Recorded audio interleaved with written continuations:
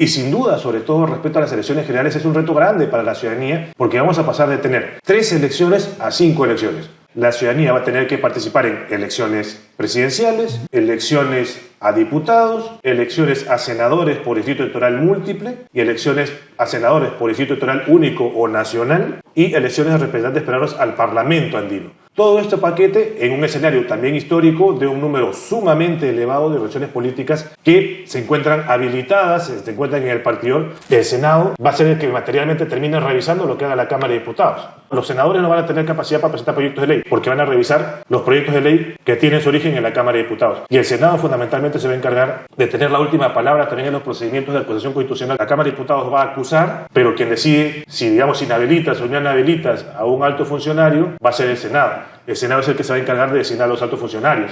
Lo que te dice la norma es, oye, si tú quieres seguir participando, la organización política tiene que obtener el 10% de votos válidos en la modalidad que corresponda. Eventualmente un militante un voto, 10% de votos válidos de los militantes. Si es modalidad de delegados, 10% de votos válidos de los delegados. ¿Por qué es importante distinguir votos válidos de asistencia electoral? Porque podría darse el caso que vaya a votar el 10% del total del padrón de afiliados o el 10% de los delegados. Pero a nivel de votos válidos no son el 10%. De repente son el 9%.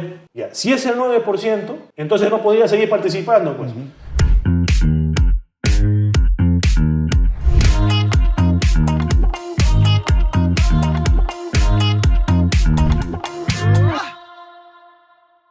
El camino hacia las elecciones generales 2026 se encuentra en marcha, con un calendario electoral en proceso. ¿Cuáles son los retos que nos esperan en un proceso que trae de regreso la bicameralidad?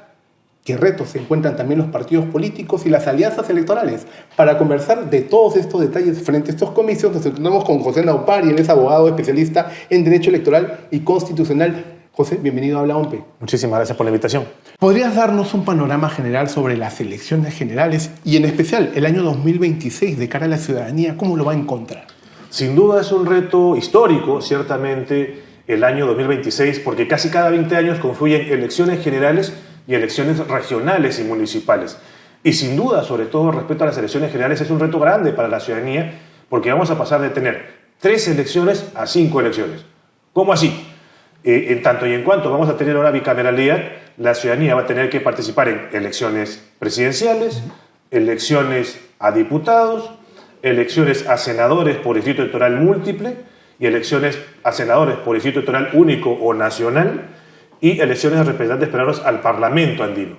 Todo este paquete en un escenario también histórico de un número sumamente elevado de organizaciones políticas que se encuentran habilitadas, se encuentran en el partidor para poder participar, valga la redundancia, en este proceso de elecciones ya convocado. Entonces, tienes por un lado de 3 a 5 elecciones y tienes por otro lado un número considerablemente alto de partidos políticos que pueden participar. Por eso es que se está considerando estas elecciones históricas y especiales, como bien lo indicas tú. ¿Podemos hacer un repaso del cronograma electoral y qué fechas clave debemos tener en cuenta con respecto a estos comicios? Claro, bueno, evidentemente hay algunos hitos que ya precluyeron, ¿no? Como evidentemente la exigencia de afiliación. Si quieres participar en las elecciones primarias tendrías que haber estado afiliado desde el 12 de julio del año pasado, la convocatoria que ya se dio, la fecha de vencimiento del plazo para que se lleve a cabo la convocatoria que precluyó el 12 de abril, la fecha para que se soliciten modificaciones a las normas internas, llámese estatutos o reglamentos electorales, que venció el 11 de junio.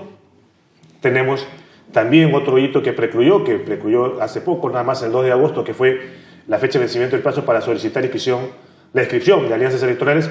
Y un poco lo que se viene es, por ejemplo, el 1 de septiembre, ¿no? Vence el plazo para que estas alianzas electorales que se hubieran solicitado su inscripción logren la inscripción, ¿no? También el 1 de septiembre, por ejemplo, vence el plazo para que las organizaciones políticas comuniquen a la OMPE la modalidad de elección primaria. Sin embargo, claro, ahí habría que hacer el matiz de que varias de las modalidades de elecciones primarias ya están hoy por hoy en el estatuto, con lo cual no tenía ni siquiera que notificar, porque basta que uno entre a la página del jurado, entre a la sección de los estatutos y uno ya sabe cuál es la modalidad de varios partidos. Luego, evidentemente, tenemos el hito del 14 de octubre, si mal no recuerdo, claro, que digamos, cierra el padrón electoral, porque ya no cierra un año antes, sino ahora va a cerrar digamos, bastante más cerca la elección. Tenemos, evidentemente, el 31 de octubre, que vence el plazo para que se inscriban las candidaturas a las elecciones primarias, siendo que estas inscripciones van a tramitarse ante la propia elección política.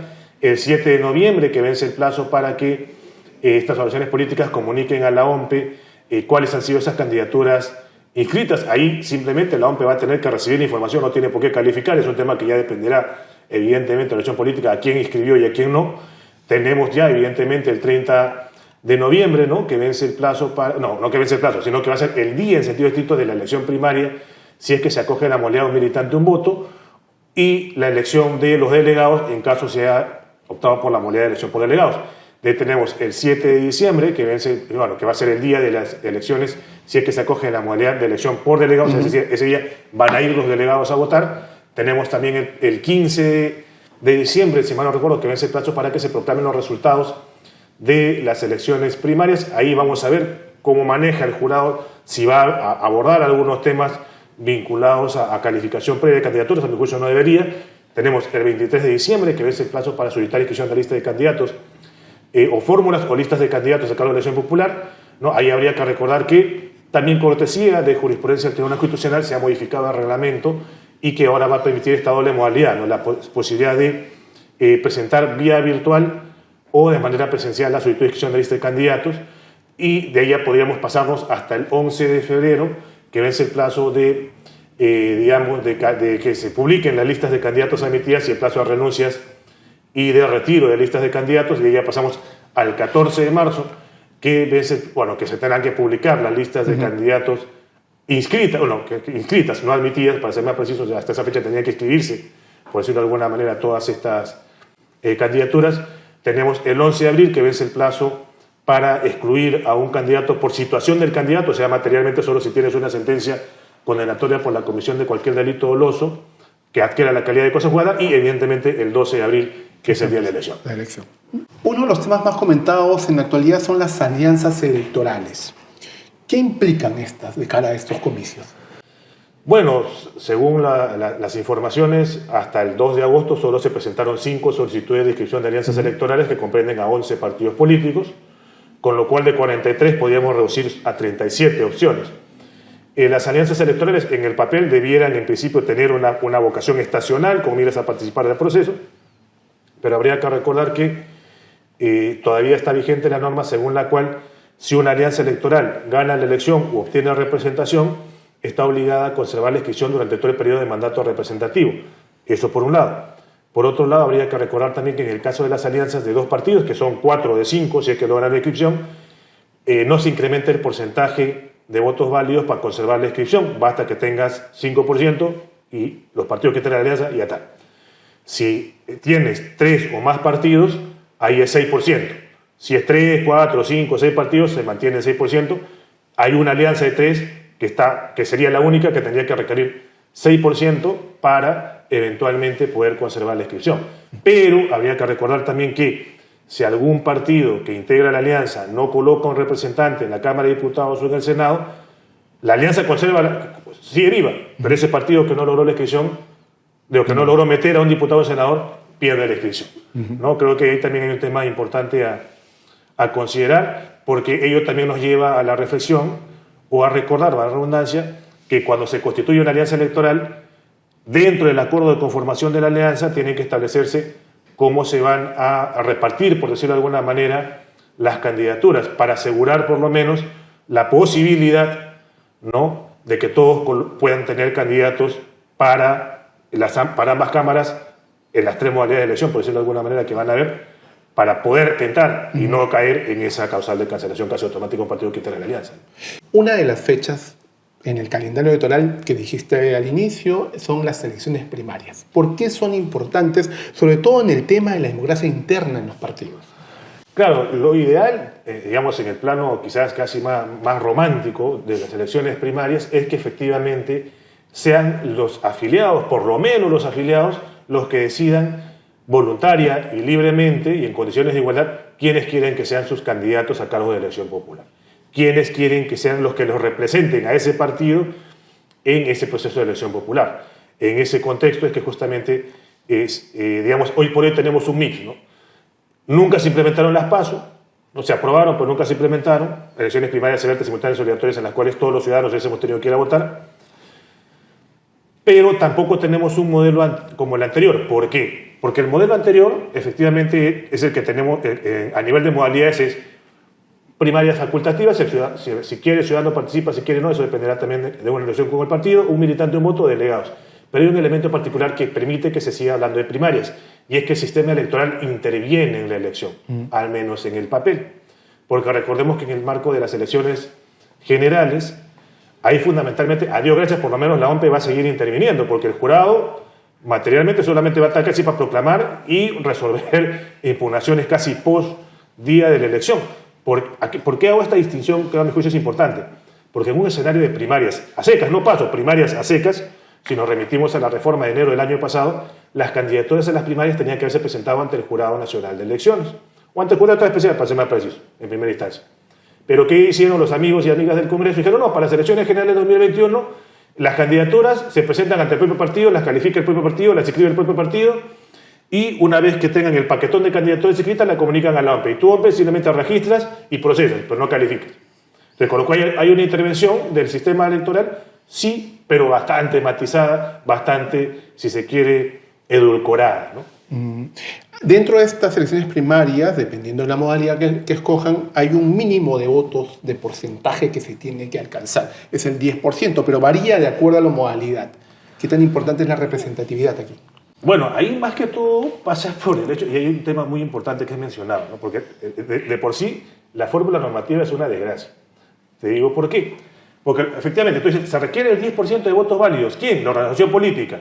Y tú has hecho referencia a algo muy importante, votos válidos. Mucho cuidado, no confundamos asistencia electoral con votos válidos. Lo que te dice la norma es, oye, si tú quieres seguir participando, necesitas el 10%, la organización política tiene que obtener el 10% de votos válidos en la modalidad que corresponda.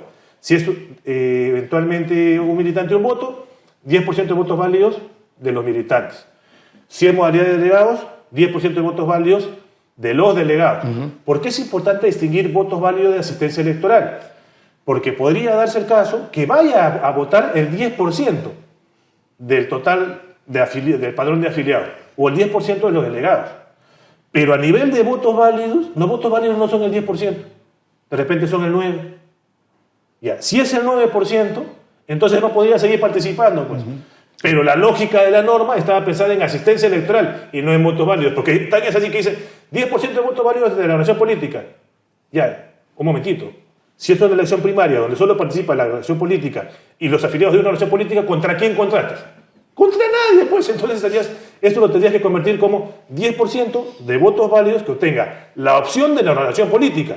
Porque de lo contrario tenían que haber dicho requieres el 10% de asistencia electoral, no de votos válidos. Así que sumamente importante lo que ha dicho. Son 10% de votos válidos, pero no es de la organización política, sino de la lista ganadora de la organización política.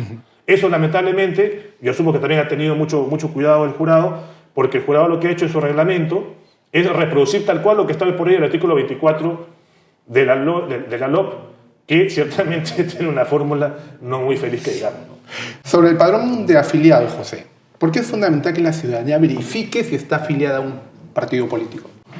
Bueno, en general es sumamente importante porque puedes haber sido afiliado sin tu consentimiento, ¿no? Y sin duda es lamentablemente inadecuado que uno pueda terminar siendo, si se quiere, afiliado sin su consentimiento. Y al final del día, la afiliación no solamente es un derecho a la participación, no solamente un derecho a la expresión de la participación política, sino que te puede cerrar algunas puertas, ¿no? No solamente a nivel legal, sino también incluso a nivel, digamos, si se quiere, social, por decirlo de alguna manera, ¿no? Hay algunas entidades públicas que te prohíben estar afiliado si quieres postular a un cargo público. Así es. Y hay otras en las cuales, si bien no te lo niegan legalmente, sí puede ser pasible de una estigmatización innecesaria. Entonces es importante que los ciudadanos revisemos, las ciudadanas revisen también si es que no han sido afiliadas indebidamente. Y si eventualmente recuerdan haber sido afiliadas, pero ya no quieren pertenecer a ese partido político, tienen la vía libre para renunciar oportunamente. Para terminar, José, volvemos a la bicameralidad. Hay una Cámara de Senadores, una Cámara de Diputados. ¿Cómo esto va a realizar los cambios en la representación política? ¿Qué de nuevo nos va a traer esto? Bueno, sin duda, evidentemente vamos a tener un Senado, bueno, vamos a tener una bicameralidad asimétrica. ¿Qué implica una bicameralidad asimétrica? Que la Cámara de Diputados se va a dedicar a una cosa y el Senado se dedica a otra. En un contexto donde tienen competencias diferenciadas, el Senado va a ser el que materialmente termine revisando lo que haga la Cámara de Diputados, ¿no? Porque, claro, el Senado no, los senadores no van a tener capacidad para presentar proyectos de ley. ¿Por qué? Porque van a revisar los proyectos de ley que tienen su origen en la Cámara de Diputados. Y el Senado fundamentalmente se va a encargar de, por ejemplo, de tener la última palabra también en los procedimientos de acusación constitucional tan de moda en estos tiempos.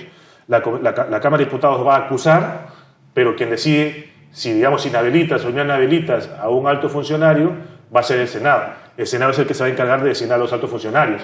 Ya no va a ser ni siquiera las dos cámaras en conjunto, no va a ser la Cámara de Diputados, sino el Senado. Así que va a ser un Senado meridianamente poderoso que en el periodo 2026-2031 va a estar compuesto por 60 senadores, 30 elegidos por distrito electoral múltiple, 30 por distrito electoral único nacional, siendo que correspondería recordar que en el caso de Lima Metropolitana, en distrito electoral múltiple van a elegir hasta 4 senadores, mientras que todas las demás circunscripciones que no sean Lima Metropolitana van a elegir a un senador por esa modalidad. Y la modalidad de distrito electoral único nacional implica que 30 personas van a ir en una sola lista y no importa si vives en Puno, Loreto, Ucayali, Tumbes, todos van a tener que elegir de esos 30, si quieren, ¿no? Porque si no solamente marcan el símbolo, el voto preferencial es facultativo, si quieren colocarán el número, si quieren no, y en función de eso conoceremos a los otros 30 restantes. José, ha sido un gusto conversar contigo en Habla OMPE, ha sido de verdad aleccionador todo lo que hemos escuchado y a ustedes les agradecemos por estar con nosotros en cada episodio. Sigan dejando sus comentarios, sigan compartiendo y nos vemos en la próxima. Chau.